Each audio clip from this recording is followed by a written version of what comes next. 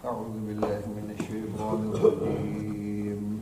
بسم الله الرحمن الرحيم. وقالت اليهود ليست النصارى على شيء وقالت النصارى ليست اليهود على شيء وهم يتلون الكتاب كذلك قال الذين لا يعلمون مثل قولهم فالله يحكم بينهم يوم القيامة فيما كانوا فيه يختلفون ومن أظلم ممن منع مساجد الله أن يذكر فيها اسمه وسعى في خرابها أولئك ما كان لهم أن يدخلوها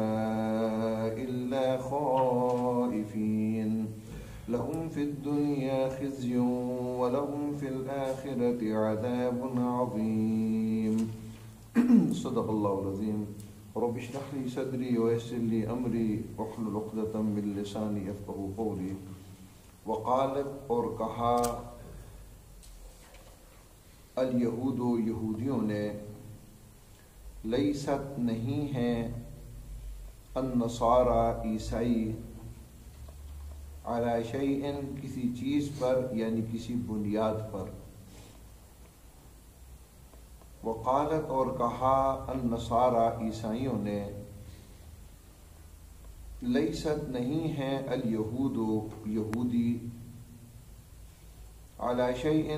کسی چیز پر یعنی کسی بنیاد پر یا کسی راہ پر. وہم حالانکہ یہ یتلون تلاوت کرتے ہیں الکتاب اللہ کی کتاب کی. کذالک اسی طرح قال کہا الذین ان لوگوں نے لا يعلمون جو نہیں جانتے مثل قولہم ان کے کہنے کی طرح یا ان کی بات کی طرح. مثل طرح مثل اور قول بات ہم ان کی. فاللہ بس اللہ تعالی یحکم فیصلہ کرے گا بینہم ان کے درمیان یوم القیامت قیامت کے دن فی ما ان باتوں میں کانوا فیہ یختلفون جن میں یہ اختلاف کرتے ہیں. فی جن میں اور کانوا یختلفون کا معنی اختلاف کرتے ہیں. یہ کانوا یختلفون کے ساتھ اصل میں جڑا ہوا ہے جن میں یہ اختلاف کرتے ہیں.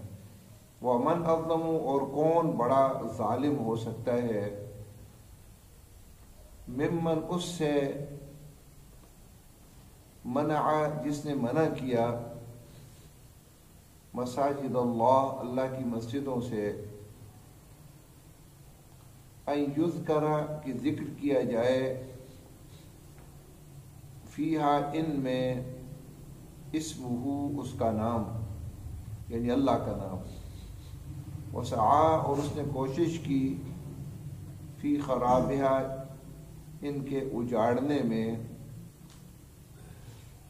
اولئک یہ لوگ ہیں ما کان نہیں مناسب لہم ان کے لیے ان یدخلوہا کہ وہ داخل ہوں ان میں یعنی ان مسجدوں میں الا مگر خائفین ڈرتے ہوئے. لہم ان کے لیے فی دنیا میں خزی رسوائی ہے. ولہم اور ان کے لیے فی الآخرت آخرت میں عذاب عظیم بڑا عذاب ہے.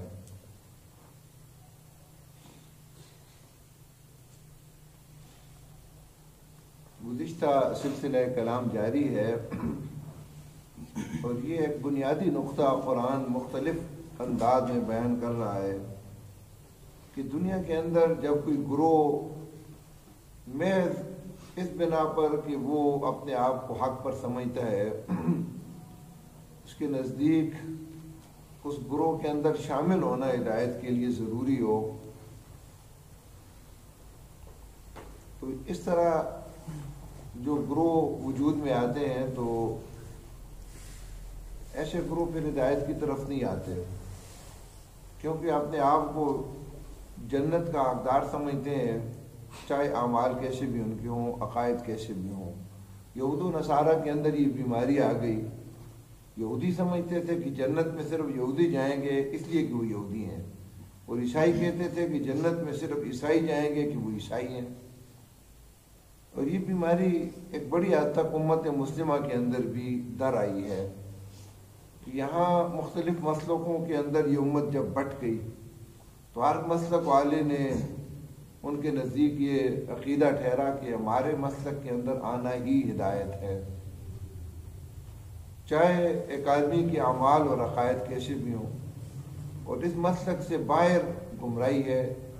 چاہے اس مسلک سے باہر ایک آدمی کتنا ہی اچھا عقیدہ اور کتنا ہی اچھا عمل اور کردار کیوں نہ رکھتا ہو۔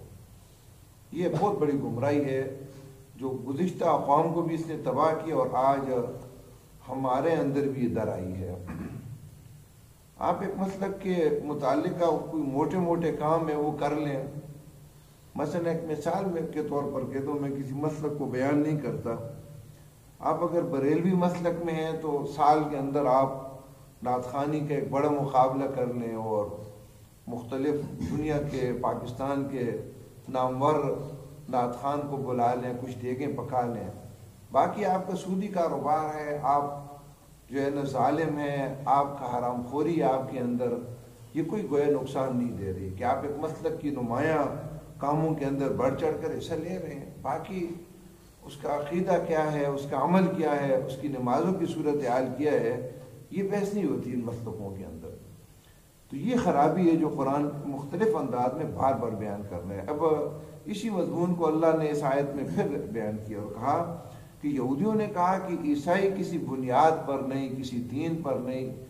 یا کسی راہ پر نہیں، اور عیسائیوں نے کہا کہ یہود کسی بنیاد پر نہیں ہے، حالانکہ یہ دونوں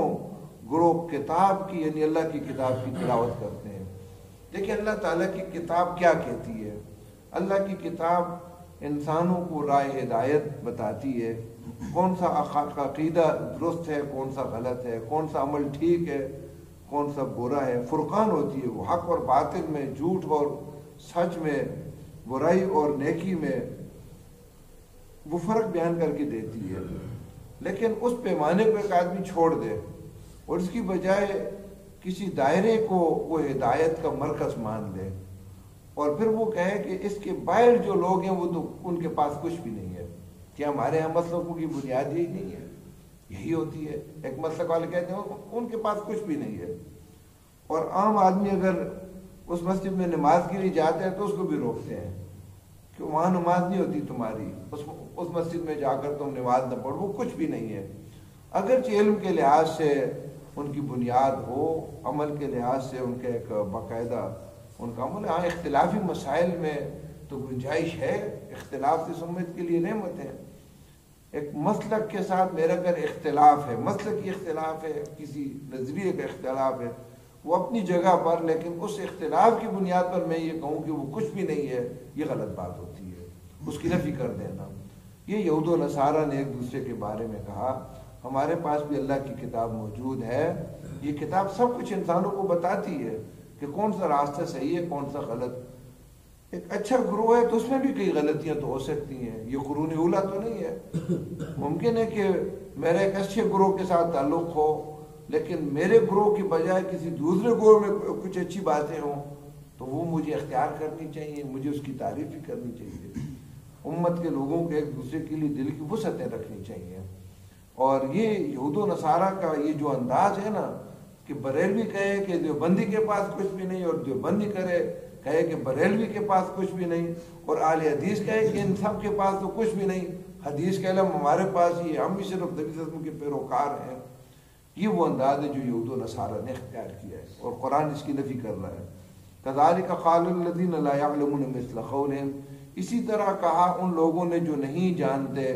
ان کی بات کی طرح۔ کیا نہیں جانتے؟ یعنی کتاب اللہ، جن کے پاس کوئی کتاب نہیں۔ اس سے مراد مشرکین عرب ہے، کیونکہ اسماعیل علیہ السلام کے بعد ایک طویل زمانہ گزر گیا، کوئی نبی ان میں نہیں آیا، اور کوئی آسمانی کتاب بھی ان کے پاس نہیں تھی، لیکن اس کے باوجود وہ بھی کہتے تھے کہ ہمارے علاوہ باقی جو کچھ ہے وہ کچھ بھی نہیں، نہ یہودی کچھ ہے کسی راہ پر ہے، نہ عیسائی کسی راہ پر ہے،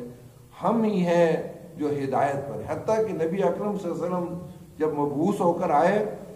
تو آپ پر جو بھی ایمان لاتا تو اس کو صابی کہتے تھے۔ صابی کا معنی ہوتا ہے کافر، ہم جس کو کافر کہتے ہیں۔ وہ کہتے تھے کہ یہ لادین ہو گیا ہے، کیونکہ اصل دین تو ہمارے آباء و اجداد کا تھا، اور وہ دین کیا تھا؟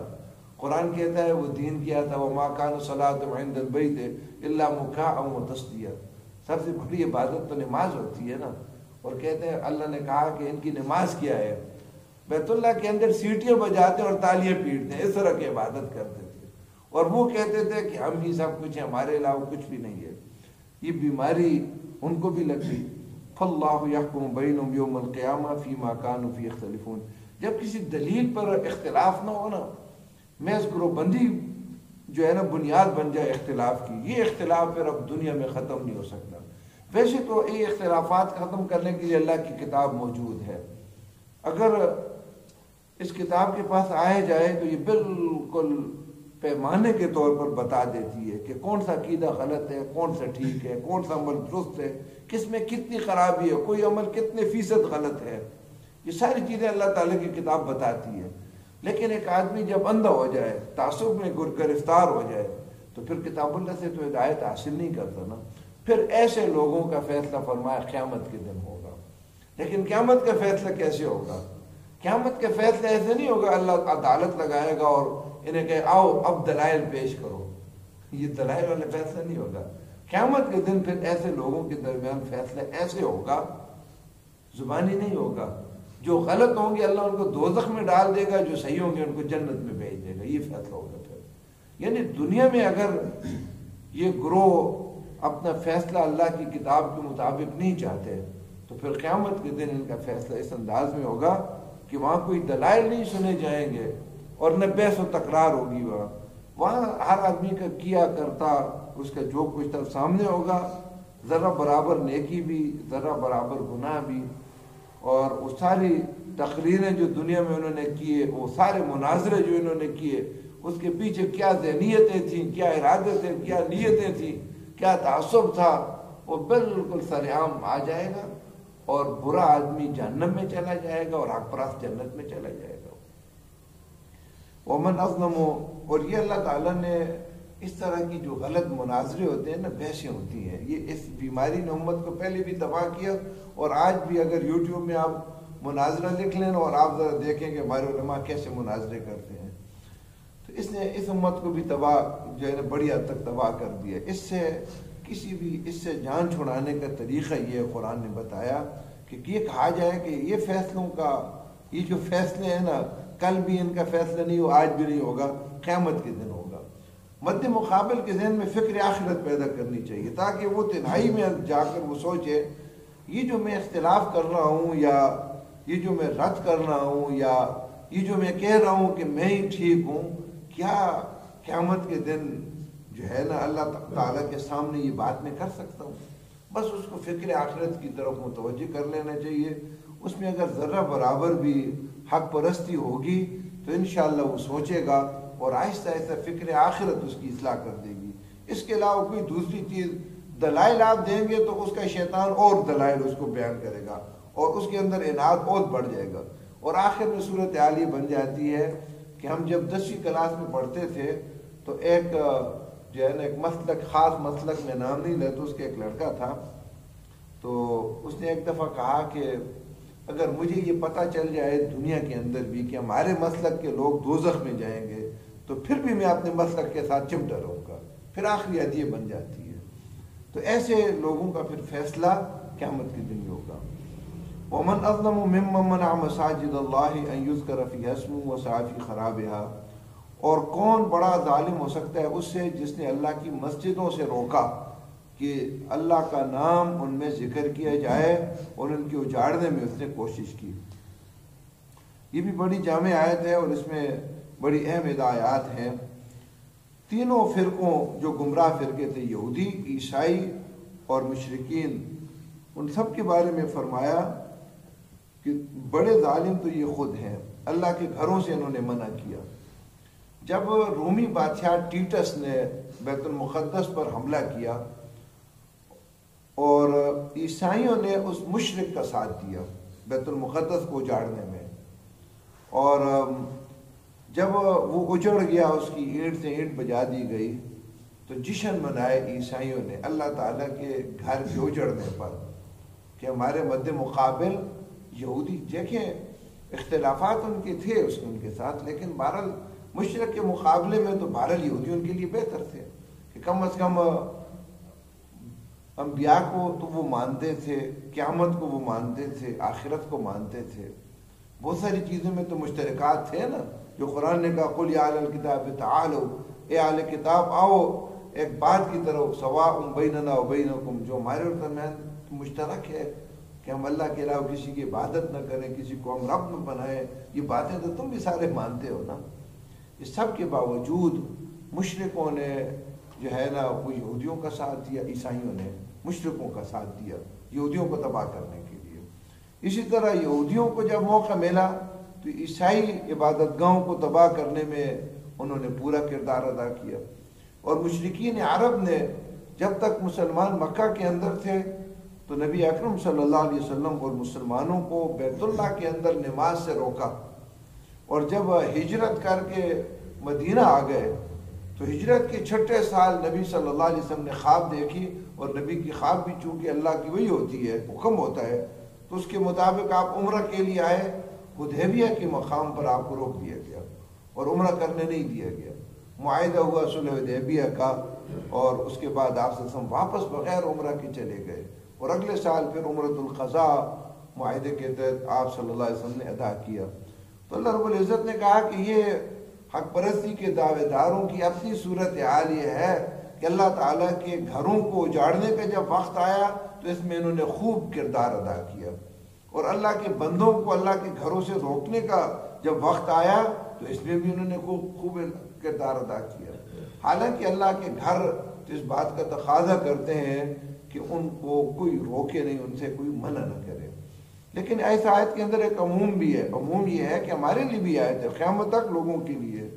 کہ اللہ کے گھروں سے روکنے والا آدمی سب سے بڑا ظالم ہوگا۔ اور یہ بات ذہن میں رہے کہ اللہ تعالیٰ کے گھروں سے روکنے کی بھی مختلف انداز ہوتے ہیں۔ ایک انداز تو یہ ہے کہ کوئی آدمی اللہ لوگوں کو روکے، جس طرح آپ فرانس کے اندر یا بہت سارے غیر مسلم ممالک کے اندر دیکھتے ہیں کہ وہ طاقتیں بعض اوقات روکتی ہیں اللہ کے گھروں سے لوگوں کو، لیکن اللہ تعالیٰ کے گھروں سے روکنے کا ایک طریقہ یہ بھی ہے کہ مسجد کا جو ذمہ دار ہو اس کے اخلاق ایسے ہوں، اس کے معاملات ایسے ہوں کہ لوگ تنگ آ کر اس مسجد کو چھوڑ ہی دیں اور دوسری مسجدوں کو جانے شروع کر دیں۔ یہ بھی اللہ تعالیٰ کے گھروں سے روکنا ہے۔ یا کوئی ایسا انسان جو ہے نا مسجد کے پاس رہتا ہو اور اس کا کردار ایسا ہو کہ لوگ کہیں کہ اس کی گلی سے کون گزرے گا، کوئی نہ کوئی مصیبت کھڑی کر دے گا، چلے اس مسجد میں نہیں جاتے دوسری مسجد میں چلے جاتے ہیں۔ یہ بھی ہمارے ہاں ایک بہت بڑا المیہ ہے کہ بعض اوقات ہم نیکی کا کام سمجھتے ہوئے اللہ کے گھروں سے لوگوں کو روک رہے ہوتے ہیں۔ ترکی کی مساجد، بعض مساجد میں ایک اشتہار ہوتا ہے، اور میں سمجھتا ہوں کہ حقیقت یہ ہے کہ وہ اشتہار ہماری مسجدوں میں بھی ہونا چاہیے۔ اس میں تحریر یہ ہوتا ہے کہ جو لوگ بچوں کی شرارتوں سے تنگ ہوتے ہوں برائے مہربانی وہ گھروں کے اندر نماز پڑھیں۔ ہماری صورتحال یہ کیا ہے کہ جب بچے مسجد میں آتے ہیں اور بچوں نے تو شرارتیں کرنی ہے نا، بچے ہیں، ہم بھی جب تھے بچے تو شرارتیں تو کرتے ہیں مسجد میں، کبھی دھکا دیتے ہیں، کبھی ہنستے ہیں، تو ہمارے بڑے جو ہے نا ان کو ڈانٹتے ہیں اور ان کو جو ہے نا بگاتے ہیں، اور اپنے کردار سے ان کو یہ درس دیتے ہیں کہ یہ جگہ تمہاری نہیں ہے، باہر تم کھیلو، یہ اللہ کا گھر ہے، اس میں آواز اونچی نہیں ہونی چاہیے۔ جبکہ روایات یہ بتاتی ہیں کہ نبی صلی اللہ علیہ وسلم بعض اوقات سجدہ بہت زیادہ لمبا کر لیتے تھے، حالانکہ آپ اپنی انفرادی نماز میں تو انتہائی طویل قرات بھی کرتے تھے، سجدے رکوع بھی، لیکن باجماعت جب نماز ادا کرتے تھے لوگوں کا خیال رکھتے ہوئے ہلکی نماز پڑھاتے تھے، تو کبھی آپ کا سجدہ بہت زیادہ لمبا ہو جاتا، تو چونکہ وہی بعض اوقات نماز کے اندر بھی آپ پر آتی تھی تو صحابہ یہ سمجھتے شاید وہی آ گئی، تو آپ سے پوچھتے یا رسول اللہ کیا وہی آ گئی تھی سجدے میں؟ فرمایا کہ نہیں، حسن یا حسین کا کہتے وہ آ گئے تھے اور بچوں کی عادت ہے پیٹھ پر بیٹھ گئے تھے، اور میں نے مناسب نہ سمجھا کہ ان کو میں اٹھاؤں، جب سیر ہو کر نیچے اترے تو تب میں نے سجدے سے سر اٹھایا۔ کیا نبی صلی اللہ علیہ وسلم کی سیرت ہمارے لیے اسوہ نہیں ہے؟ اب ذرا آپ اندازہ کریں، اگر کسی امام مسجد کا اپنا بیٹا، دوسرے تو ایسے بے تکلف نہیں ہوتے نا، اگر امام مسجد کا اپنا بیٹا آ کر امام صاحب کی جو ہے نا پیٹھ پر بیٹھ جائے اور وہ سجدہ لمبا نہ بھی کرے، لوگوں کو پتہ چل جائے تو طوفان کھڑا کر دیں اور امام صاحب سے کہیں کہ اس کو سنبھالو، تمہاری بیوی اس کو سنبھال نہیں سکتی، گھر میں جو ہے نا تنگ ہوتی ہے تو یہاں بھیج دیتی ہے۔ اگر کسی نے بڑا خوبصورت ایک جملہ کہا، اس نے کہا کہ اگر تمہاری مسجدوں کی نمازوں میں پچھلی صفوں میں بچوں کی شرارتوں کی آوازیں نہ آ رہی ہوں تو تم آئندہ نسل کے لیے جو ہے نا فکر مند ہو جاؤ، پھر وہ مسجدوں میں نہیں آئے گی، پھر مسجدیں ویراں ہو جائیں گی۔ اس لیے اللہ کے گھروں سے نہ بچوں کو منع کرنا چاہیے، کریں شرارتیں کریں، آپ ترکی میں چلے جائیں، عرب میں چلے جائیں، بچے جو ہے نا باجماعت نماز کھڑی ہوتی ہے دوڑ رہے ہوتے ہیں صفوں کے اندر سے، آگے سے امام کے آگے سے، مجال ہے کوئی آدمی کو جو ہے نا کوئی برا بلا کرے، بلکہ گر جاتے ہیں تو ان کو اٹھاتے ہیں، پیار کرتے ہیں، ان کی مسجدیں آباد ہوتی ہیں بچوں سے، بچوں کی تعداد بڑوں سے بڑھ کر ہے نا۔ چاہیے تو یہ کہ ہماری اگر ایک صف ہے تو نیچے 2 صفیں بچوں کی ہونی چاہیے۔ کتنے بچے ہوتے ہیں یا اگر آپ کو نظر آتے ہیں تو حفظ کے بچے ہیں جو بیرون علاقے سے آئے ہوئے ہیں، ہمارے اپنے جو ہے نا اپنے بچے کتنے ہیں موجود۔ ہمارے لیے بھی ضروری ہے کہ 7 سال کے جب بچہ ہو جائے اس کو ہم مسجدوں کے اندر خود اپنے ساتھ لائیں، ساتھ ساتھ آداب بھی سکھائیں گے، کبھی مستی کرے گا تبھی تو اس کو آداب سکھائیں گے نا کہ بچے ایسے نہیں کرنا چاہیے۔ اس لیے اللہ کے گھروں کو آباد کرنا چاہیے، اگلی نسل کی فکر کرنی چاہیے، بچوں کو خصوصاً جو ہے نا مسجدوں میں لا کر اور جو ان کی شرارتوں سے تنگ ہوتے ہیں ان کی بھی اصلاح کرنی چاہیے۔ ایک حدیث مجھے یاد آ گئی، بڑی سخت حدیث ہے، نبی اکرم صلی اللہ علیہ وسلم نے ارشاد فرمایا، یوشک ان یأتی زمان، یوشک ان یأتی علی الناس زمان، قریب ہے کہ لوگوں پر ایک زمانہ آ جائے گا، لا یبقى من الاسلام الا اسمہ، دین اسلام میں سوائے اس کے نام کے کچھ نہیں رہے گا، صرف نام ہوگا دین اسلام، عمل کوئی نہیں ہوگا، ولا یبقى من القرآن الا رسمہ، اور قرآن میں بھی سوائے الفاظ کے کچھ نہیں رہے گا۔ الفاظ تو اس لیے رہیں گے کہ اللہ نے حفاظت کا ذمہ اٹھایا ہے نا، عملی زندگی مسلمانوں کی بالکل قرآن سے آزاد ہو جائے گی۔ مساجدہم عامرۃ وہی خراب من الہدیٰ، فرمایا ان کی مسجدیں آباد ہوں گی اور ہدایت سے خالی ہوں گی، بہترین قالینیں بچھی ہوں گی، خوبصورت سنگ مرمر اور ٹائلیں لگی ہوں گی، سیلنگ ہوگی ایسی ہوں گی، دنیا کی ساری سہولتیں ان میں ہوں گی، ممکن ہے وہ سونے کی اینٹوں سے بنانا شروع کر دیں، لیکن ہدایت سے خالی ہوں گی۔ ہماری ایک مسجد تھی اور ہمارے بزرگ اللہ تعالیٰ ان کو بخشے، ایک دن کہا کہ یار مسجد میں بچوں کی کلاس نہ لگائے گئے۔ میں نے کہا کیا وجہ ہے؟ کہا کہ نہیں قالین ڈالی، بچے قالین کو خراب کرتے ہیں، نمازیں ہوں گی تالے لگ جائیں گے، نہ کوئی بچوں کا درس ہوگا ان میں اور نہ کوئی بڑوں کا کوئی درس ہوگا ان میں۔ ہم اللہ کا شکر ادا کرتے ہیں، دیکھیں ادھر حفظ کی کلاس لگی ہوتی ہے، ادھر آپ قرآن کا ترجمہ سیکھ رہے ہیں، یہ مسجد کی اصل آبادی ہے۔